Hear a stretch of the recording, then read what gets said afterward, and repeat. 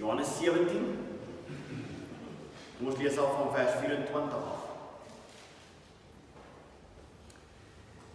Vader, ek wil dat waar ek is, hulle wat U my gegee het, ook saam met my sal wees, sodat hulle my heerlikheid kan aanskou, wat U my gegee het, omdat U my liefgehad het voor die grondlegging van die wêreld.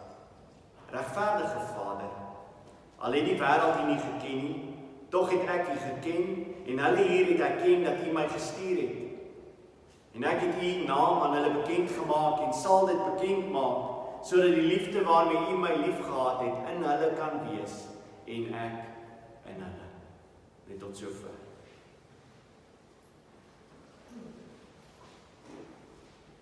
Johannes 17 bring vir ons die hele tyd na vore die liefde van die Vader, die liefde van die Seun vir sy kinders.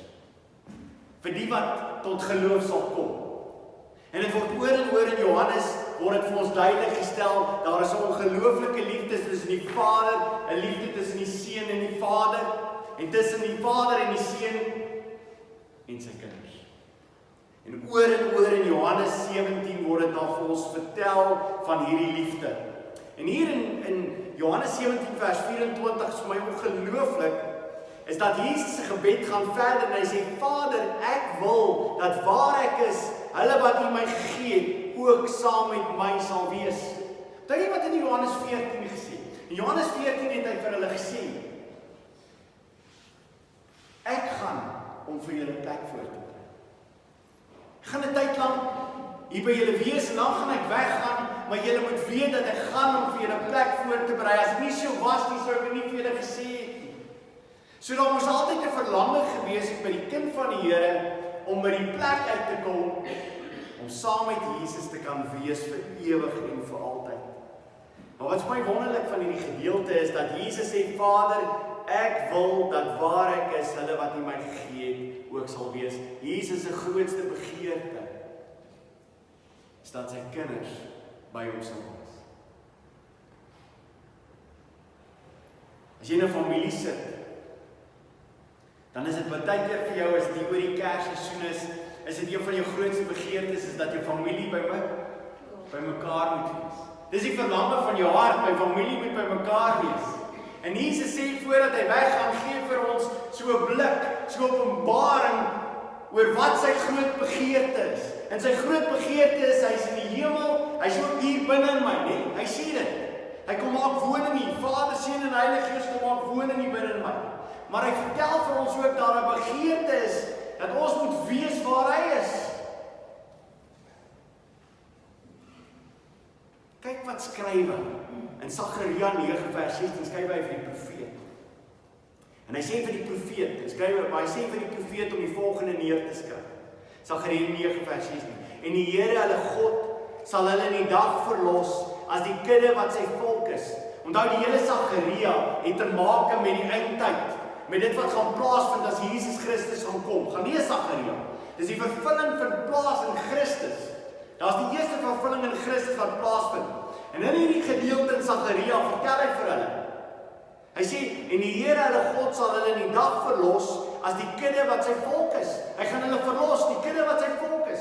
Het hy nie gesê in Johannes 10 nie. Daar's die kudde wat aan hom behoort. En luister dan, want hulle is kroongesteentes.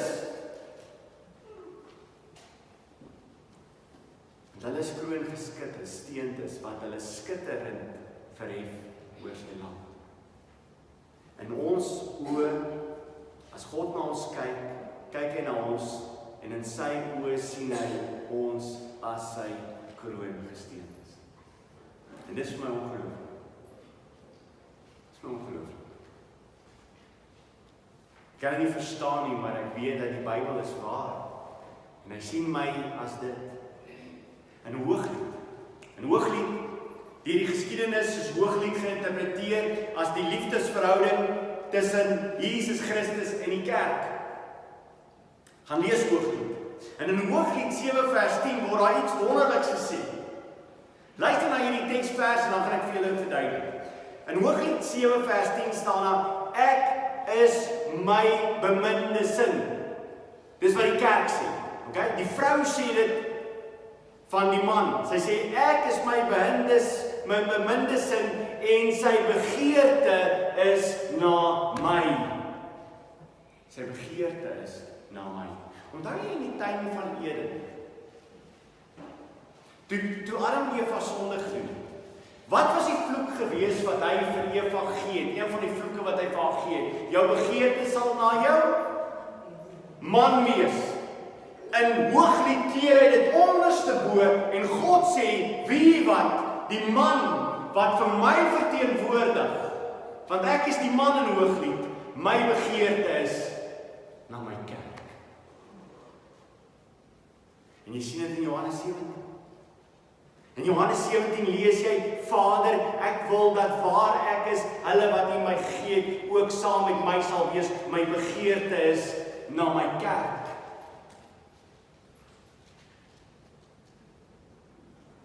My begeerte gaan verder, sodat hulle my heerlikheid kan aanskou wat U my gegee het.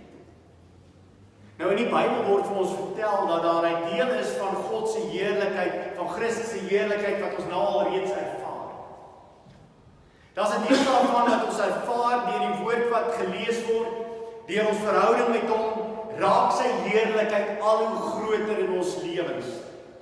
Hoe meer jy besig is met die Bybel, hoe meer jy besig is om vir God te lewe, hoe meer raak die heerlikheid van God vir jou sigbaar, die heerlikheid van Christus, wie hy is.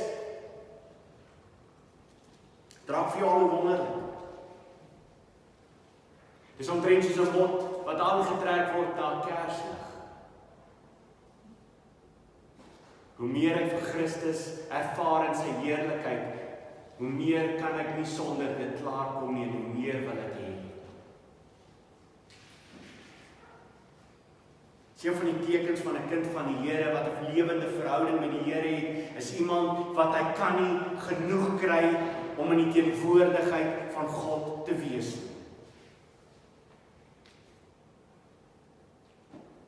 Dis iets wat hy en sy na uitsien. En die Here sê, die hemel gaan wees dat ons sy heerlikheid volkome gaan sien. Kan jy verstaan, as jy sê jy is 'n kind van die Here en jy nie soek na sy heerlikheid hier nie, die hemel gaan nie vir jou wees nie. Want die hemel gaan daar wees met die volheid en die heerlikheid van Hom, en sy kinders wat hier soek het na sy heerlikheid, gaan eendag in sy teenwoordigheid sit en sy heerlikheid ten volle ervaar, en dit gaan vir hulle amazing wees.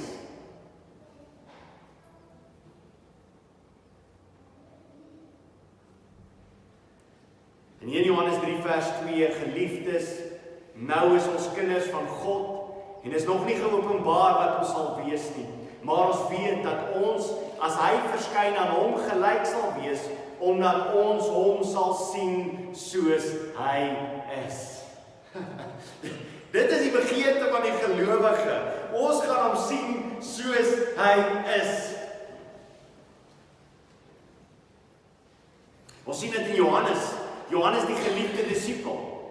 Onthou jy daai gedeelte in Openbaring, Johannes die geliefde disipel, hy wat op die skoot van Jesus lê, as hy in die heerlikheid van God kom, wat gebeur met Johannes die geliefde disipel wat in die skoot van Jesus lê? Hy val soos 'n dooie neer voor hom. Maar eendag gaan ons voor hom lewe en ons gaan sy heerlikheid elke dag aanskou.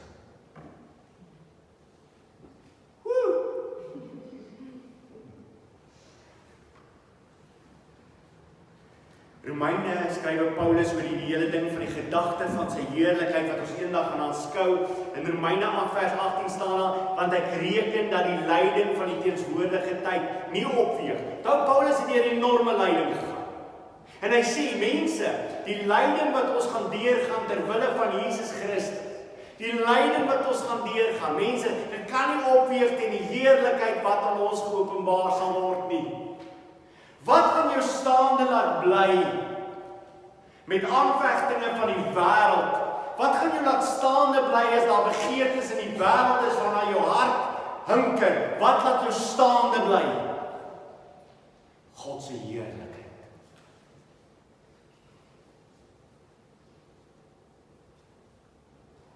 Openbaring 19 vers 7, laat ons bly wees in ons verheug en aan hom die heerlikheid gee, want die bruilof van die lam het gekom en sy vrou het haar gereed gemaak. Dis die wonderlike van terwyl ons hier op aarde wandel, is ek sy bruid, die kerk is sy bruid, en terwyl ons op aarde wandel, maak ons onsself gereed, soos 'n plant wat geskaaf word, ons maak onsself gereed, want ons wil mooi lyk, vir die een wat sy lewe vir ons gee. Ek wil mooi lyk. En daarom wil ek hê, Here, skaaf my nog meer. Here, verander my nog meer, dat ek mooier sal lyk vir U.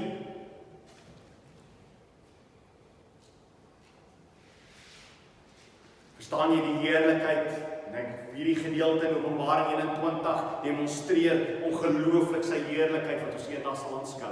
Openbaring 21 vers 23. En die stad het die son en die maan nie nodig nie. Eendag in die hemel gaan daar nie 'n son en 'n maan wees nie. Dan God gaan die hele aarde kom nuuts maak.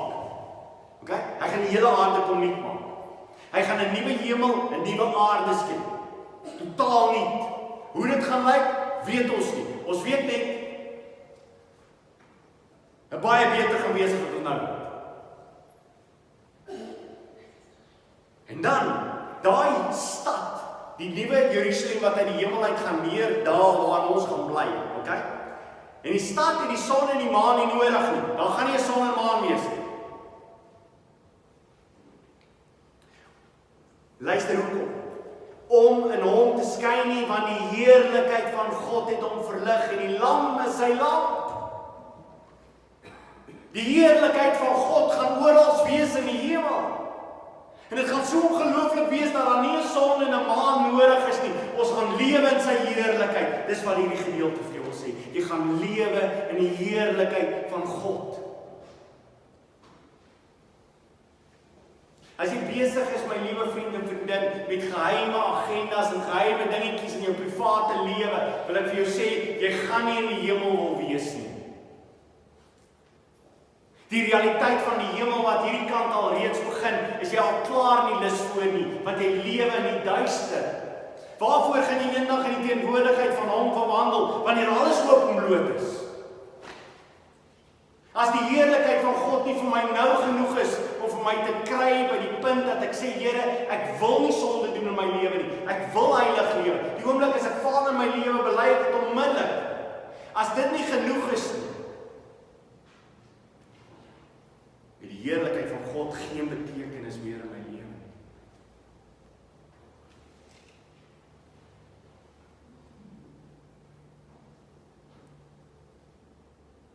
Jesus gaan nou verder gaan en hy wil vir ons openbaar die liefde wat daar is. Die liefde wat daar is vir ons.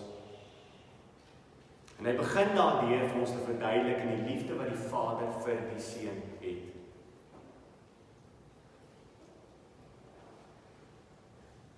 Johannes 14 vers 31 het Jesus al vir hulle gesê, maar dat die wêreld kan weet dat ek die Vader liefhet en doen net soos die Vader my beveel het, staan op en laat ons hiervandaan weggaan. Die Vader het die Seun lief, die Seun het die Vader lief. Wat is die bewys dat die Seun die Vader liefhet? Wat is die bewys? Wat is die bewys dat die Seun die Vader liefhet? Hy's gehoorsaam. Hy's gehoorsaam. Hy's gehoorsaam in alles wat die Vader vir hom sê, is die Seun in gehoorsaam in alles. As jy nou vers 23 weer lees van Johannes 17, vers 23. Ek in hulle en u in my, sodat hulle volkome een kan wees en dat die wêreld kan weet dat u my gestuur het en hulle lief gehad het, net soos u my lief gehad het. Daar's 'n liefde wat die Vader vir my het, wat dieselfde liefde is wat die Vader vir sy Seun het. En dit is wat ons oproep is, julle moet in die liefde wandel.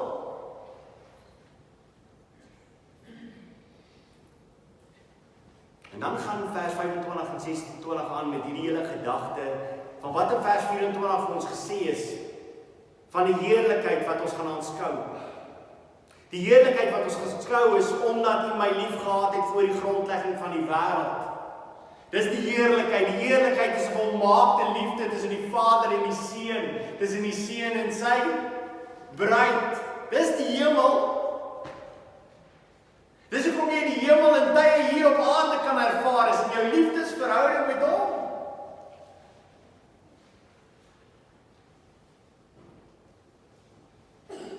En dan begin vers 25. Luister mooi hoe begin vers 25. Regverdige Vader. Ek wil so iets vanaand hier hoor sê. En ek wil baie klem lê meer oor die liefde wat hier is en wat dit ons tot oproep. Hoekom begin Jesus vers 25 om te sê regverdige Vader? Byvoeglike naamwoord wat hy sy Vader wil beskryf. Hy wil in 'n gedeelte waar hy besig is om ons te vertel al hierdie dinge. Vertel hy vir ons regverdige Vader. Hoekom doen hy dit? Hoekom wil hy ons vertel, hierdie is my Vader. My Vader is iemand wat 'n regverdige is. Want hy gaan die volgende sê. Hy gaan sê, al het die wêreld U nie geken nie. Wees my ongelooflik, dat Jesus deur die woord vir ons openbaar het, dat daar mense is wat hy gekies het voor die grondlegging van die aarde, dat hy hulle lewens verander het, dat hy hulle vernuwe het, dat hy die Gees in hulle lewens gegee het en die Gees het dit kom doen. Maar daar gaan mense wees wat nie gaan luister nie. En oor Johannes het gesê, hoekom luister hulle nie na my nie? My skape luister na my stem. Hy sê in Johannes 8, julle luister nie na my nie, want julle behoort nie aan my nie. Die teken of jy 'n kind van die Here is of nie 'n kind van die Here het, dit te maak is, luister jy na hom? En die eerste vraag wat ons altyd gevra word en wat mense sê, die oomblik as ons sê, maar dis God se werk en God verander mense. En daar's mense wat hom nie gaan kies nie, want hulle haat hom. Wat is die eerste vraag wat mense oor God vra? Hoe kan hy regverdig wees?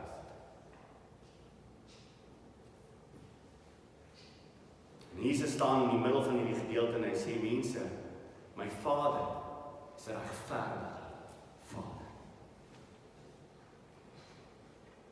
En dit het alles te maak met sy liefde.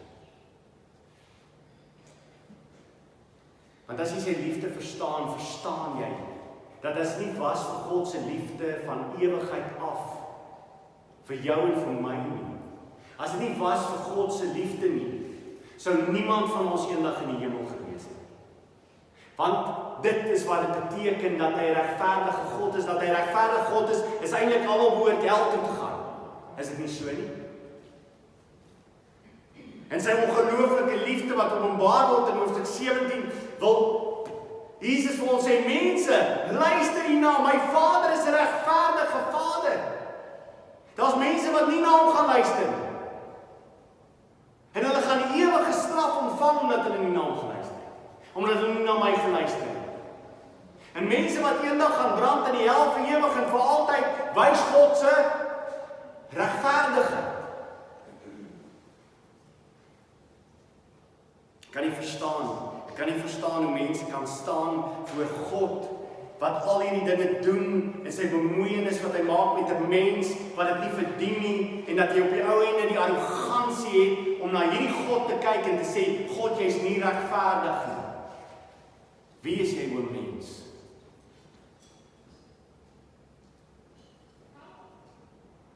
Hy's 'n regverdige Vader.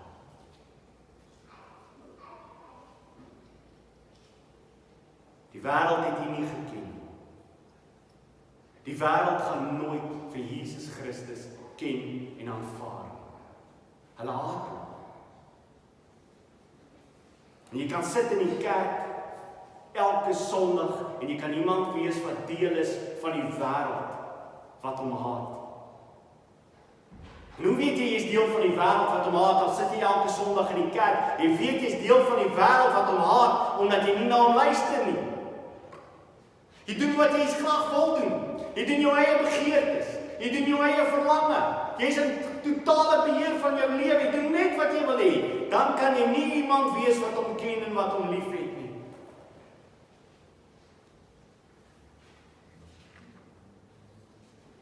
Jesus is op pad om te gaan sterwe. Hy noem sy Vader regverdige Vader. Hy gaan sterwe en op pad na sy dood toe wil hy vir ons vertel, daar gaan 'n klomp mense wees wat nie in hom gaan glo nie. Daar gaan 'n klomp wees wat jy in die wêreld gaan ontmoet wat hom nie gaan glo nie. Maar jy moet een ding onthou. Jesus Christus se sterwe aan die kruis was nie 'n mislukking nie. Dit het presies plaasgevind en presies gedoen wat hy vooraf bepaal het om te doen. Sy Vader is regverdige Vader. Hy het hom gestuur na die wêreld om te sterwe vir 'n groep mense wat hy uitverkies het voor die grondlegging van die aarde, wat hy gaan nuut maak en wat hy gaan lewe gee. En daarom is hy regverdig.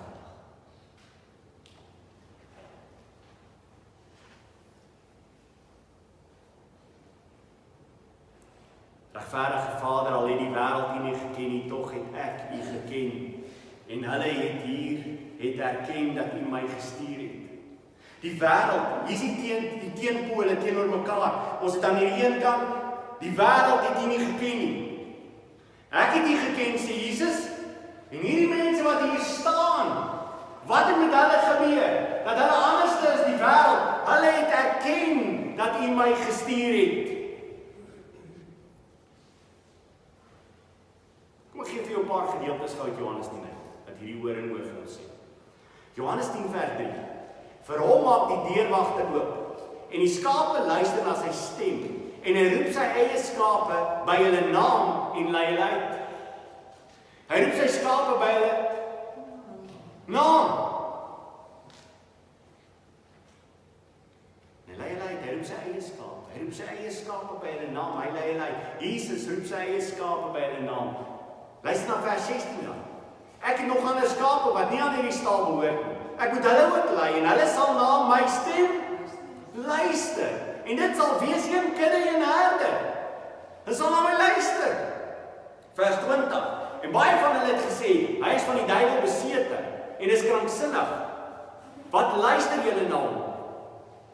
En dan sê hy vers 27, my skape luister na my stem en ek ken hulle en hulle volg my.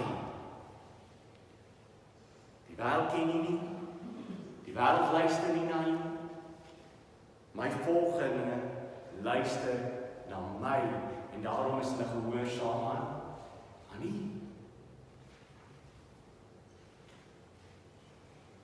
Dit is my ongelooflik in Jesus se bediening. En ek weet nie of jy dit opmerk in jou slotpartytjie.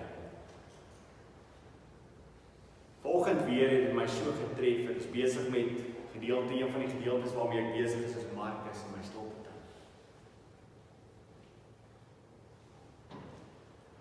En Jesus sug baie in Markus. Hy sug. Hy sug in Markus.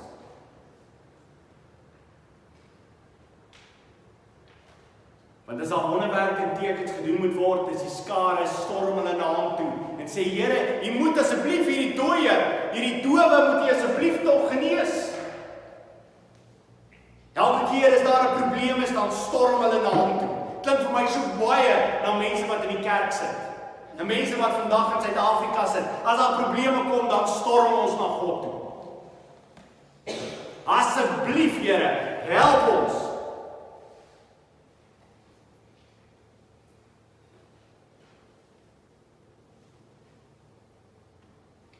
In Markus, die eerste gedeelte nadat Jesus met hulle gepraat, Markus 7 vers 6, en hy antwoord en sê vir hulle, tereg het Jesaja oor julle gesê, geveinstes. Hierdie volk eer my met hulle lippe, maar hulle hart is ver van my.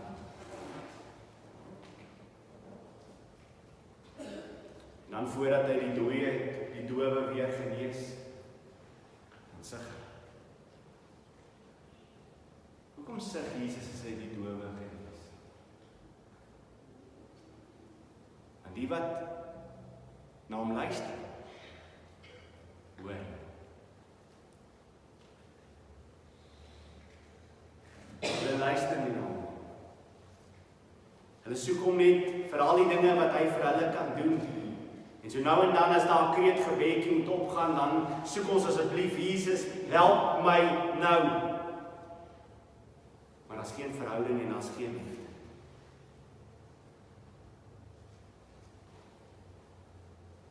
hoe meer ek die woord van God verstaan, hoe meer ek die Bybel lees, is daar een ding wat al hoe groter en groter in my lewe na vore kom. My liefde vir hom. En is nie omdat ek ewe skielik soveel beter is nie. Dis hoe meer ek hom leer ken, hoe meer ek verstaan wat hy vir my as mens kom doen het. Die bemoeienis wat hy met my maak, hoe meer ek dit agterkom in my lewe, hoe liewer raak ek vir hom.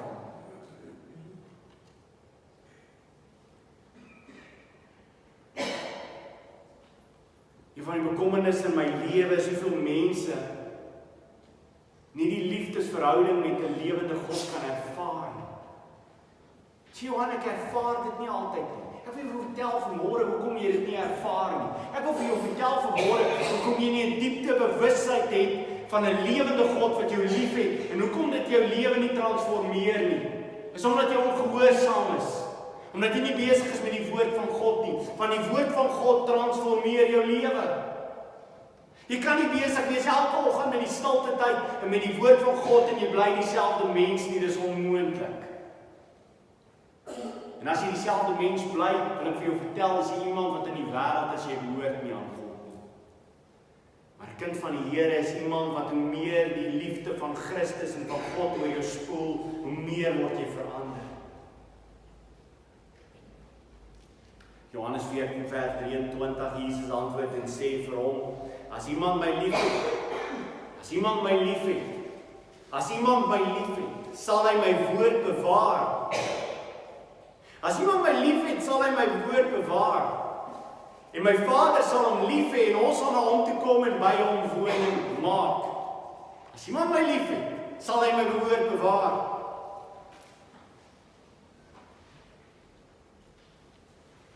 Luister nou verder na hierdie gedeelte. Vers 25, regverdige Vader, al het die wêreld U nie geken nie, tog het ek U geken. En hulle het hier erken dat U my gestuur het. Nou luister na vers 26. En ek het U naam aan hulle bekend gemaak en sal dit bekend maak, sodat die liefde waarmee U my lief gehad het, in hulle kan wees. Dis awesome. Jy het dit gelees? Wil jy moet dit weer luister hierna. En ek het die naam aan hulle bekend gemaak en sal dit bekend maak, sodat die liefde waarmee U my lief gehad het in hulle kan wees. Die liefde wat die Vader het vir sy seun. As my lewe verander word deur die Heilige Gees, is dit dieselfde liefde wat die Vader vir my gee vir sy seun.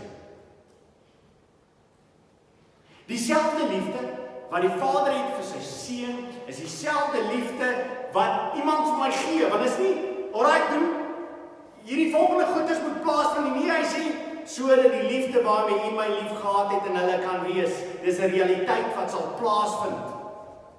Die Vader se liefde wat hy vir die seun het, is die liefde wat nou in jou lewe sal wees teenoor die seun. Weet jy wat het Jesus vir God gesê in die begin? Daar's 'n groot gebod. Jy moet die Here jou God lief hê met jou hele hart, jou hele verstand en al jou kragte. En in die volk het nagekom. Nee. Toe die wêreld kom, die wêreld dit na. Het hulle die Here lief met hulle hele hart, met hulle hele siel, met hulle verstand en al hulle kragte. Die wêreld hom so lief. Nee, hulle het nie. Maar die kinders van die Here gaan getransformeer word, dat die Vader se liefde vir die Seun die liefde gaan wees wat in sy kinders gaan wees teenoor Jesus Christus. Ek wil gou 'n paar teksverse lees. Johannes 15 vers 10. As julle my gebooie bewaar, sal julle in my liefde bly, net soos ek die gebooie van my Vader bewaar en in sy liefde bly. So wat beteken dit dat my lewe 'n lewe van liefde gaan wees vir die Seun? Dieselfde liefde wat die Vader het vir die Seun, gaan dieselfde liefde wees wat ek gaan hê vir sy Seun. Hoe vind dit plaas in my lewe? Net soos ek die gebooie van my Vader bewaar en in sy liefde bly. Gehoorsaamheid is die bepalende faktor. in hierdie verhouding waar my liefde getransformeer, gehoorsaam.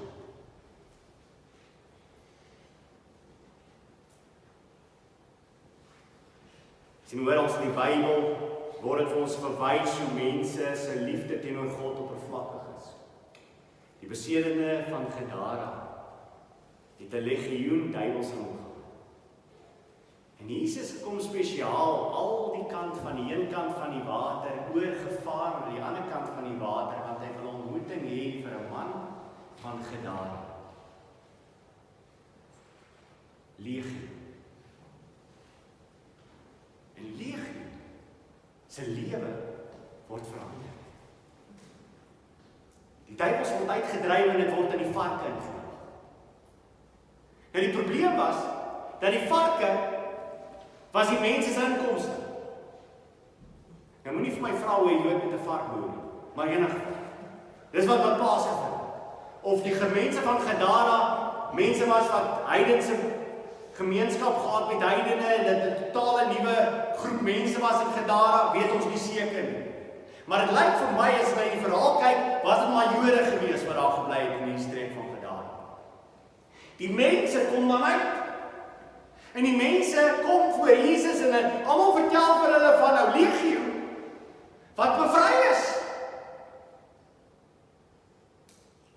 Jy dink jouself, hoor hierso, nou gaan hierdie mense opgewonde wees. En hulle smeek hom. Dis wat die Griek sê. Die Griek sê, hulle het hom gesmeek, asseblief tog gaan net weg van ons.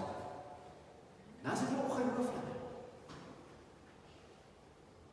En die man van Gadara het Jesus gesmeek om asseblief saam met hom te gaan.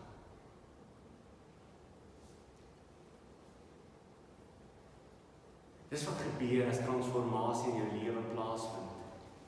Jy wil saam met Jesus gaan. Jy miskien is dit wat die wêreld vir jou aanbied, is nie die moeite werd nie.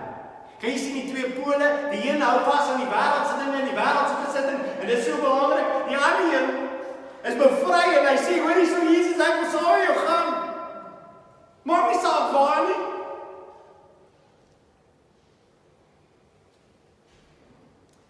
Jesus sê die oomblik wat dit sal plaasvind, gaan daar 'n eenheid in die kerk wees. Want Johannes 17 lê klem op hierdie eenheid wat die hele tyd na vore kom, 'n eenheid wat sal plaasvind omdat die liefde van Jesus Christus in ons lewens sal wees. Dieselfde liefde wat die Vader vir die Seun het, is dieselfde liefde wat hy in ons lewens vir ons gaan gee.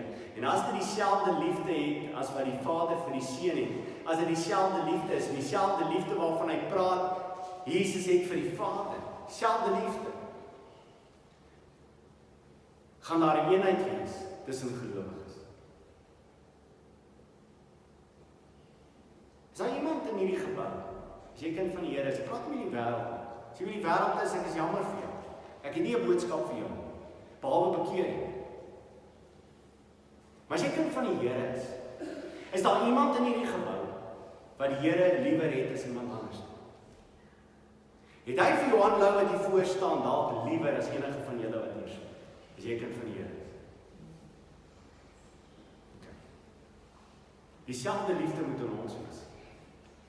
En ek bedoel nie dat ek my vrou dieselfde moet lief hê as enigiemand anders nie. Dis 'n verskillende liefde. Maar dis 'n liefde wat ek dieselfde wil doen as wat Christus vir my gedoen het, vind plaas in my lewe. Teenoor mense wat saam met my in die kerk sit. En ek weet daar's baie van julle wat sê, ja, maar as ouens wat in die kerk sit wat lekker lieg en voorgee. Ek weet dit. Maar wie weet jy interessante? Dit was deur die geskiedenis so. Ek is op hierdie stadium besig om deur 'n boek te werk van die 2de eeu en die 3de eeu van Kree, professor wat juist spesialiseer in daai gebied van tekste en die tipe mense wat daai tyd geleef het. Een van die verhale wat hy in sy boek aanhaal, was 'n persoon wat in die heidense wêreld was, wat geskryf het oor die Christene. En hy het gesê die Christene is 'n klomp naïewe mense. Hulle glo te maklik ander.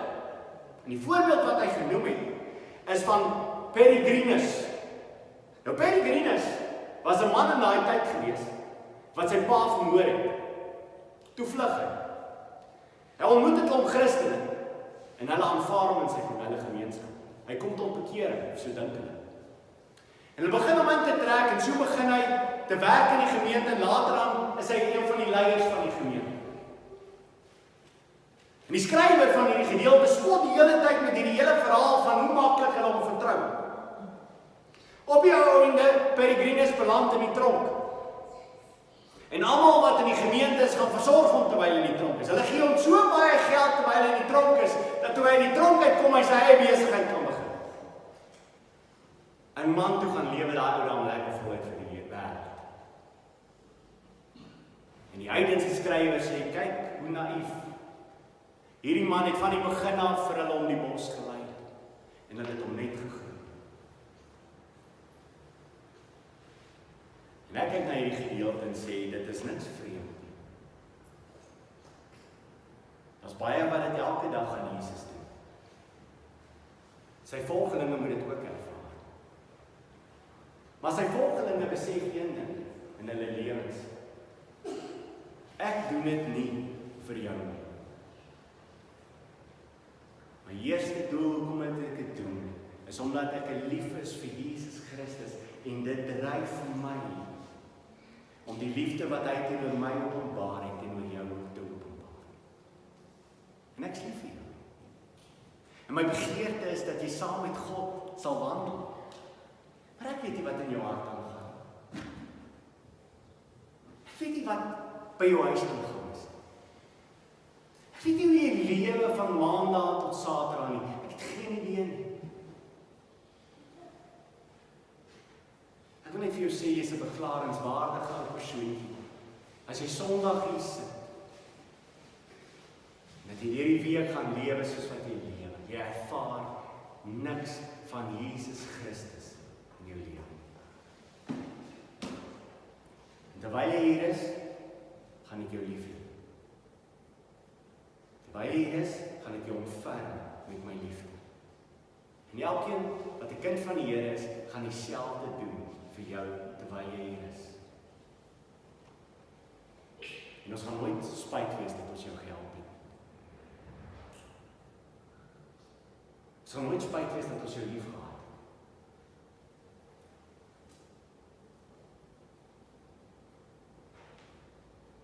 Ons gaan hartseer wees dat jy weggegaan het. Maar dit wat Jesus Christus in my lewe kom doen het hy my totaal verander.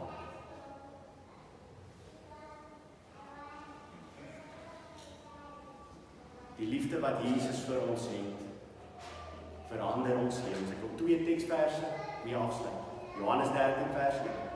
En voor die fees van die Pasga het Jesus, omdat hy wist dat sy hier gekom het, dat hy die wêreld sou oorgaan na die Vader, en omdat hy sy eie mense in die wêreld liefgehad het, hulle liefgehad het tot die einde toe. Tel ons tot die einde toe. Het hulle liefgehad tot die einde toe. Hy was op pad na die kruis toe. En hy het op pad na die kruis toe het hy gestap. En hy was op pad na Jerusalem toe met een doel. Ek is lief. Ek is lief vir die wat die Here vir my gegee het om voor te sterk, my Vader.